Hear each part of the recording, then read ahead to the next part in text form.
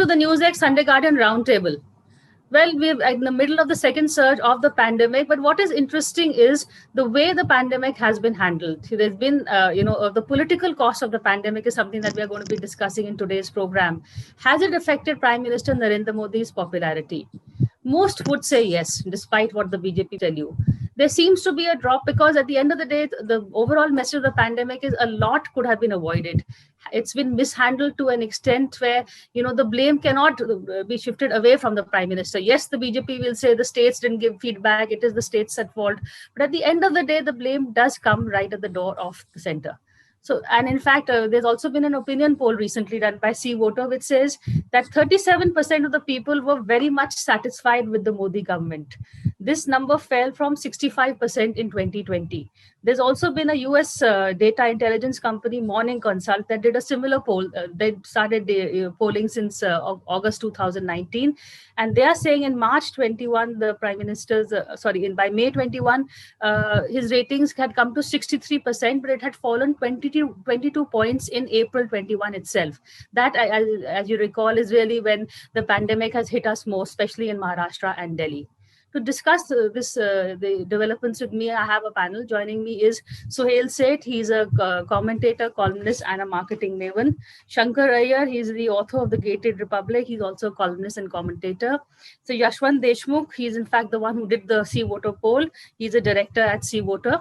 And Sanjay Kumar, director at the Center for Study of Developing Societies and also a psephologist. Mr. Deshmukh, I'll begin with you since it's really your poll that is the trigger for this conversation. Can you just help us, give us the details of what the poll said and why you did it at this point? Yeah, I will start with the second point first. It's not a question of why. We do it every day. It is just that the media has started picking it now. I mean, it's a daily exercise. We have been running a daily tracker. We have been running a weekly tracker for almost 15 years. And then after that, from 1st of January 2019, we have been running it on a daily basis. And the data has been evident very much that Mr. Modi's ratings have been all along extremely high, superheated high. In that, where is the reach till as high as? I think he reached last year after the COVID. When he came on TV and asked for people to remain vigilant and everything. At that point of time, he almost touched 70% approval rating, almost at that point of time.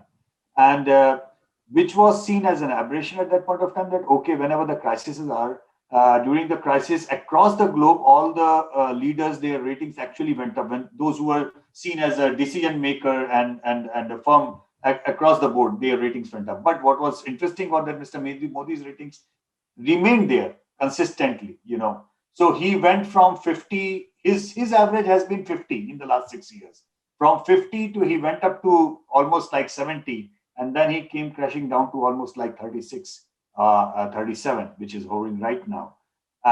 So obviously it was a crash landing from Modi's parameters, from Modi's own scale, where the bar that he had set for himself. But at the same time, I have always said that, in politics, you have to see that in the broader picture, that where does it stand? It's something like a student in a class who has been scoring 95, 98%, and he's all of a sudden scoring second division marks. But that might be certainly is a cause of concern for everybody. But at the same time, one cannot help but notice that rest of the failures remain a failure. So, at the end of the day, when you are talking about electoral politics, if you look into our ratings, which we are doing, 2013, 2012 onwards, when PM Manmohan Singh's ratings started going down, UPA's ratings started going down, at that point of time, there was an equal and opposite way of Modi and BJP ratings going up to fill up that vacuum. Right now, when NDA ratings are going down and Modi ratings are going down, there is no movement whatsoever in the numbers of Rahul Gandhi.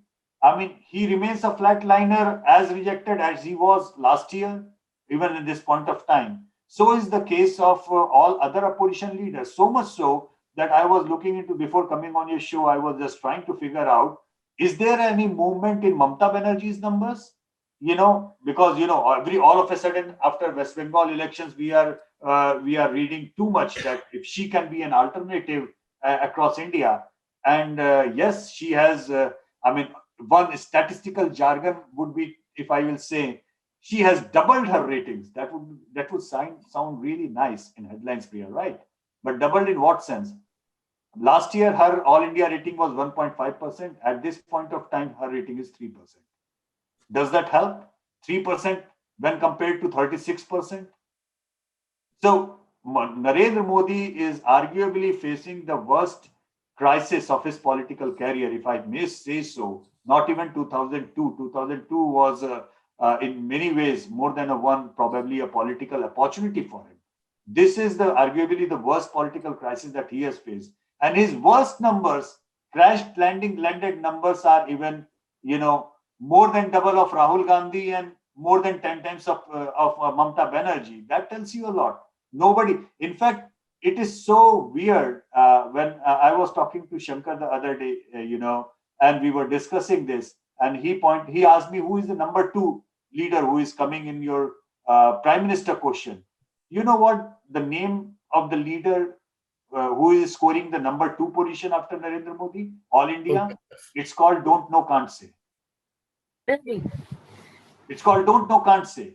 The number two answer on the verbatim question, Sanjay Bhai, that we asked, it's verbatim. We do not even read out the answers. We ask verbatim. The number two scoring option is Don't Know, Can't Say.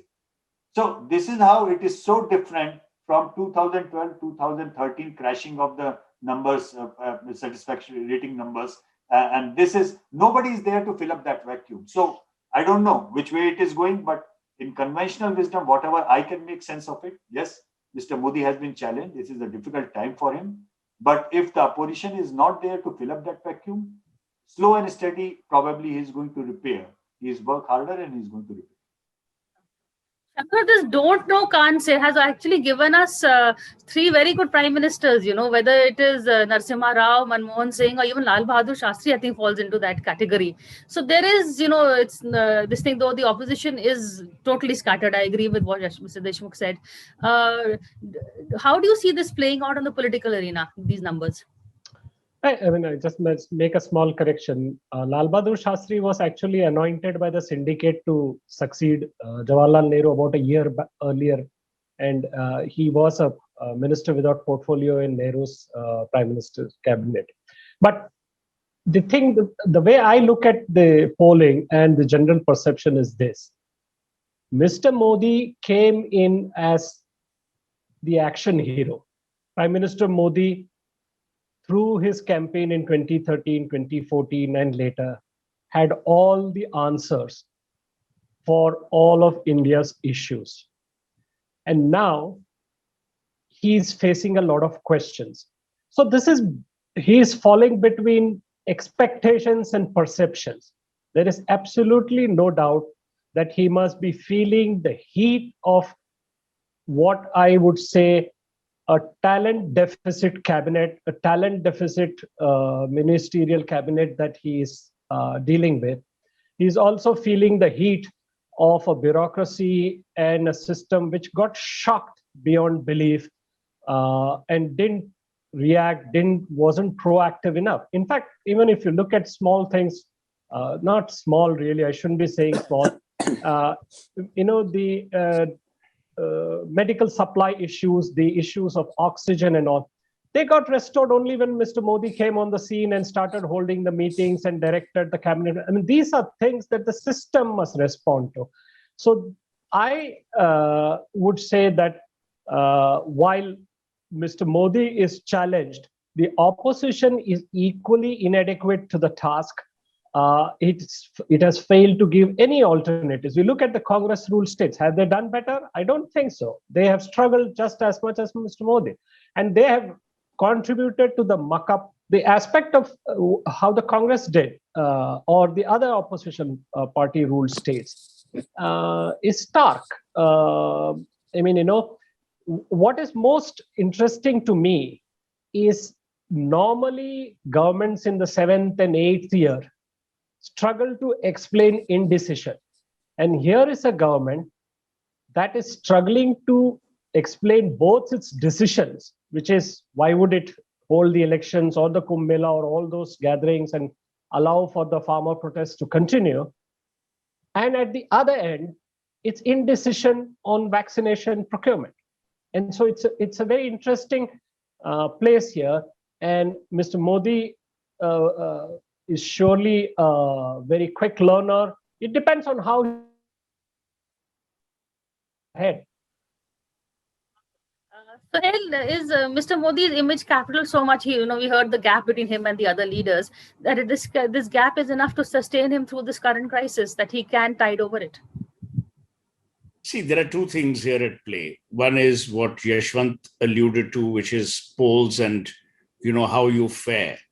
The second is your personal image and your self-image risk. Modi, in many ways, is a great believer in himself. Of him, P.G. Wodehouse would have said he erects his own statue every morning when he looks in the mirror. When you have that level, I won't say megalomania, but that level of high belief of infallibility in yourself, the first thing that gets you is when you start taking a beating on your image.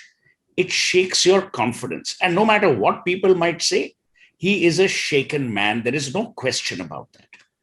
When you're shaken, you take recourse to two things. One is blame, and the second is silence.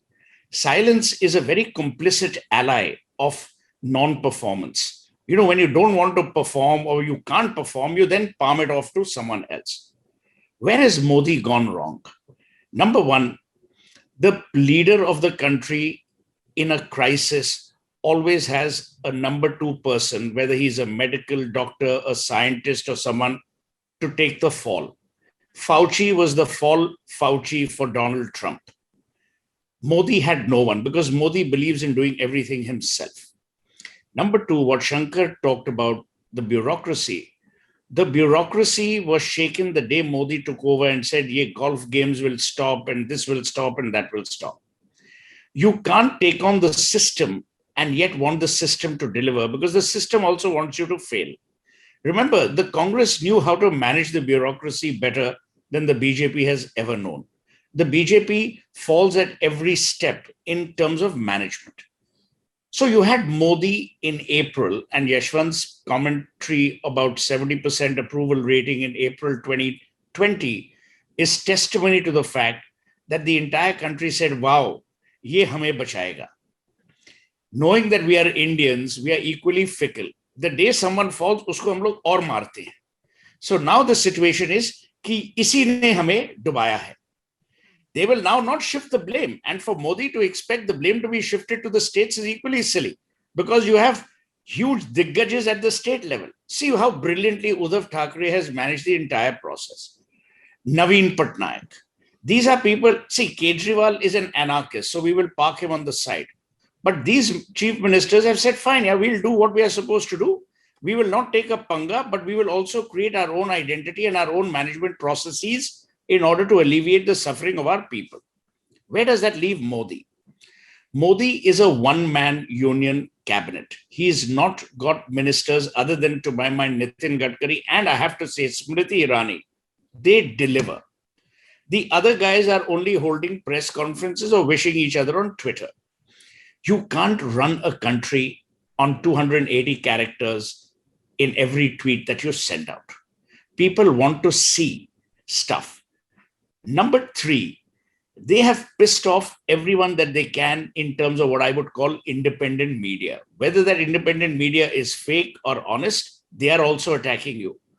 Today, you have a man who is the leader of the country and who is under attack and under siege from both within and from outside. A very precarious position for a leader, but not for Modi, because we also have an equally precarious, irresponsible, unstructured opposition, which again is reflected in the don't know, can't say comment that Yashwant made. Good points all. Sanjay, your take on the ratings. You've seen ratings fall and rise. Will Modi's rise be event based, or will it just be his personality based, or will it be because there is nobody else? Priya, first on the numbers. Why do we need numbers? Numbers are evidences for getting a sense of what is the reality. I keep saying that, so if it is raining outside, and if you want to go outside, you don't need to look at the weather forecast of that day to figure out whether you want to take an umbrella while going outside or not. You just look outside the window and you figure out that it's raining heavily. And then you don't need to look at the weather forecast. You take the umbrella and go out. So the numbers, yes, Yashwant's survey gives us the number, but even if these numbers was not in front of us, were we ready to accept that Modi's popularity has not taken a dip? Yes, it has certainly taken a dip, certainly. And it's not only Yashwant's survey which gives us an indication. There are other surveys which gives us an indication that there is a dip in Modi's popularity. The range of dip is different in different surveys, but yes, there is a clear evidence that Modi's popularity is on the decline. But the second question, I don't think that this decline is going to continue further. The way Modi has reappeared and started taking command of things, whether it is about oxygen, about vaccines, about anything related to health and several other issues. So every day now he's visible, he's holding meetings, he's sending out a message that he's in full command. Slowly and gradually, I'm not saying that this will apply to all the people. Yes, people who have lost their dear and near ones, they are not going to excuse Modi very easily. But large number of people would try to again come to terms कि चलो ये हो गया, अब क्या करें, मोदी जी ने तो किया नहीं, but now he is trying his best to bring things back on the track. Slowly and gradually, I think in next 6-8 months, things may look very different for Prime Minister Modi if things improves on the positive side. Now, we've been discussing the dip in Modi's popularity, especially since April, since the second surge of COVID began. Sohail, do you want to come in, or should I get Yashwant in first? No, I just wanted to make one limited point. Modi is not stupid. You can accuse him of many things. Stupidity is not one of them. But this time, astuteness gave way to intelligence.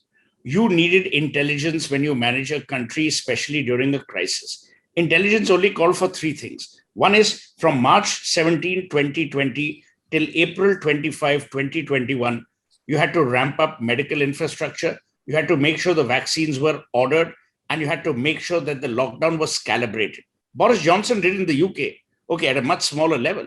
So the fact is, I don't know why Modi switched off COVID. Either it was the lure of elections. See, I'm a great believer. The BJP is not fit for government. They are fit for elections. They've now got to start understanding how to get fit for government. They believe winning elections is like winning government policies. No. The Congress is a great government party, very poor electoral machine. That's my limited point. Yashwant, how do you see this? Will people actually vote against someone? Because so far there's been a vote for someone. Do you see that happening? Well, 2 points. Very quickly. I totally agree with Sanjay Bhai, and I was just on the other screen trying to look at that. Is it still going down, or is this thing has plateaued? And so I can very clearly see. I cannot share it on the screen. You haven't allowed me to share. Otherwise, I would have shown it to you. But the drop, the crash of from 60s to the 30s, that happened very steep. But in the last 2 weeks, it has plateaued around 36, 37%. And the anger also, it went from 10 to about 33, 34%. It has also plateaued now. So what I can see from the data that yes, probably the worst is over for Mr. Modi, for a number of reasons. That could be that his rock bottom number have plateaued around 36%, and his worst of people who are angry or upset, with him are kind of plateaued at 34, 35%. So I can see that this is it. This is the bottom that his ratings can slide. Probably it cannot slide further because he is now kind of back to commanding his core support base, which is not going to go down below 36%, which is what my understanding looking at the data is. So from here, he has to take it upward. And second point, which Sohail just mentioned, I tried to figure out why and where exactly this crash started happening. And it is somewhere around, what I can say is that 6th of April onwards, when your rest of the state elections were over, and public was like, okay, everything is done and dusted, and this is getting bad, and now is the time you should stop campaigning in Bengal.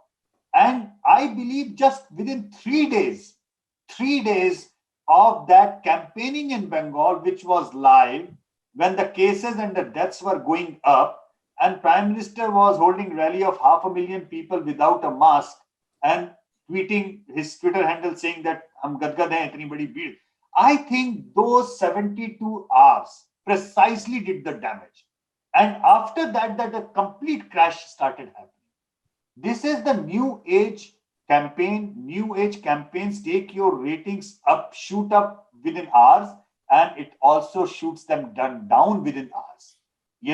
I guess so far in 7 years, Mr. Modi's strategists have only been very happy of looking at how it is going up. For the first time, they have also realized when the crash happened, how does it looks and feels and tastes like. And I genuinely believe, if you look at, what is the anger against Mr. Modi right now? The anger is less on if there are vaccines or not, or if there is oxygen or not. Trust me, the anger is largely at the fact that when people were expecting him to drop everything, Correct. he was campaigning. 99% anger. If you talk to a Modi Bhakt, I'm telling you, when we do a cross tabulation, Sanjay Bhai, about whom did they vote for and whom they are asking to vote for, and figure out where exactly their anger is aimed at, 99% of anger is aimed at that when the country needed the Prime Minister and the Home Minister, the top two were campaigning for their party. They were working for their party. They were not working for their country at that point of time. And that is where it has damaged. And if I may say so, I genuinely believe that BJP as a party has completely misused to the hilt brand Modi. And Mr. Modi's biggest blunder is that he allowed his party to do so. Because I don't buy that one, but anyway. Yeah, because of a simple reason that, everybody says his party cannot do anything without Mr. Modi's approval, which is the fact. But he has to understand, and he has to underline somewhere, that what are the kind of electoral fights that he has to let his political and social capital wasted or not. If he is going to waste his political and social capital on every useless, worthless chief minister of the BJP who is working big zero on the ground, if he is going to allow his political capital get wasted for every cabinet minister, as Suhail said that barring two, and I totally agree with you, Suhail, barring two ministers, there is not a third minister. And the only third minister which comes to my name who is still probably maintaining his high rating is Rajnath Singh Ji. Because of his personal stature, because he knows where to waste his political capital and where not to waste his political capital. That's an important takeaway. Shankar, quickly, even on demonetization, a lot of people lost their, savings, businesses, but they said Modi ki niyat theek thi. Ab that niyat is being questioned कि वो अपनी party के लिए काम कर रहे हैं, देश के लिए नहीं कर रहे हैं. That's where the big problem is. Well, that's why, again, it falls between perceptions and expectations. There's a Hollywood movie, Dark Knight, Batman movie, where the lady tells Batman that you are defined by not who you think you are, but what you do. And so in the question will be answered as to how Modi addresses the economy. The perception, Bangladesh is a small country. It has been created thanks to India's intervention and everything. And for some reason or the other, there are so many messages on the WhatsApp universe about Bangladesh overtaking India in per capita terms. It's another matter that next year they will be back. India will be back, hopefully there. But the question is, how do you address the issues in the economy? The medium and small scale sector is completely crushed. So, in this pandemic, the big have grown bigger and the small have the smaller ones have become poorer. Some of them have not survived. Some of them have not survived at all. A lot of that has to be addressed. So the BJP is very good entrepreneurial, risk-taking, everything in terms of how it manages elections, in terms of the granular level of Panna Pramukh and everything. The question that people are asking is, how is that machinery not available to people to address their suffering during a pandemic? And how is that party not able to address the issues of the economy? And this is where Modi's challenge is to assemble a new team. There is a buzz about a reshuffle, grand change, whatever it happens. So, there might be a window there. But, he's ensured by the fact that Mr. Rahul Gandhi and the Congress and other parties have given him a free pass, have given BJP a free pass. Shankar, I'm going to interrupt you. We are out of time. Quick last words from Suhail and Sanjay also. Suhail? No, I just say that they have to distinguish between what they do, as Yashwant said, for the country, what they do for the party. The country felt let down by its government. They may vote the BJP, but they will not vote this government. The government let down the people, and that's a message that Mr. Modi must carry. A, and finally, B, the country is not run by the Prime Minister's office. It's run by the Union Cabinet. If you don't respect them, you will never have their cooperation, whether it's 2 people, 3 people, 4 people working hard. Sanjay, last word from you. I agree with all my 3 co-panelists, but I wanted to add just one more thing, what has resulted into Prime Minister Modi's declining popularity. The huge gap between what people saw on the ground, the reality they were facing every day, and what the government kept claiming every day through their spokesperson, that there is no shortage of medicine, there is no shortage of oxygen, everything is all right. And when people went, what people were encountering on the ground every day, day and night. So that also created a huge disenchantment of the common people with this government, that look, they keep claiming they are not ready to accept the mistakes. And when we go to these hospitals, when we are in need, nothing is available. So I think this also added to declining popularity of this government and Modi in particular. I agree with this point. Acknowledgement seems to be a big problem. Even on the economy, we are told all is well, all is well. The GDP says 3.1, but you're saying, no, we are growing, fastest growing, all is well. So acknowledgement is the first step towards solving the problem. I think that's something that really needs to be done. But we're totally out of time. I hope to get all of you back again, because I've really enjoyed all your points and hearing this. And I hope you all also enjoyed this too. Thank you for watching this show, and thank you all. Thank you. For more such videos, subscribe to the NewsX YouTube channel, hit the bell icon.